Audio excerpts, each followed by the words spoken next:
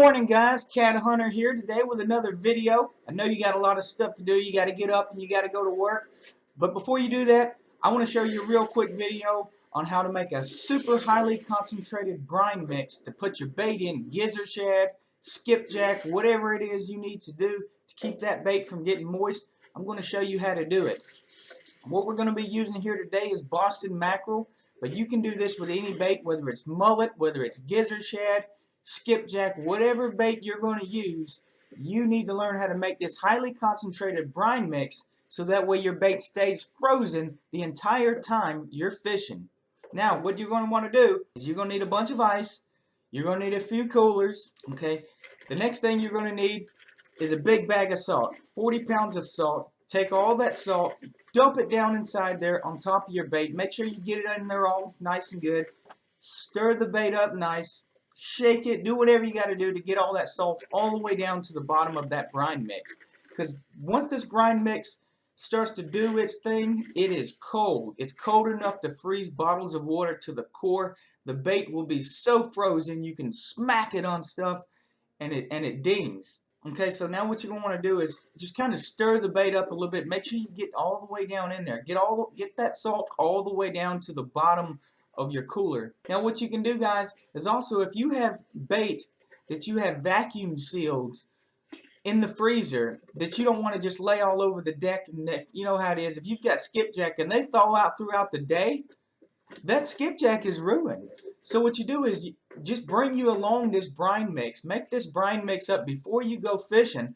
Put all your vacuum sealed bags of skipjacks in this brine mix throughout the day and only take out the ones you need, so that way at the end of the day, whatever bait you did not use, it will stay frozen to the core, and you can take that bait and put it right back in the freezer to use again for another day. That's another tip you'll want to hold on to. But as you can see in this video, I'm getting all the way down to the bottom of that, all the way down to the bottom of the cooler. Take you a bunch of ice that we just went and filled up, dump it all on top of these baits, get it all in there. Don't be shy with ice. The more ice you have, the better. Then what you're going to need to do is fill up a 5-gallon bucket of water. And for a 120 quart cooler, it takes about 2 5-gallon buckets of water to fill up the cooler. We've almost got this bucket full. And we're going to fill up one more bucket of water. We're going to dump it in there on top of our bait. So we're just going to take this bucket of water and dump it right in there on top of this bait. Let's go fill up another bucket. Okay, so this is our final bucket of water, and this bucket of water should take it all the way about perfectly level.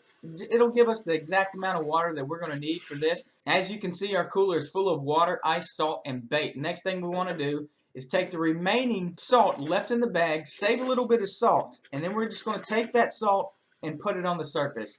And you'll notice, guys, we're using 40 pounds of salt for this. We spared no expenses. We are not afraid to go heavy on the salt. Take you a little bit more ice. Dump the rest of your ice that you've got left in your other cooler.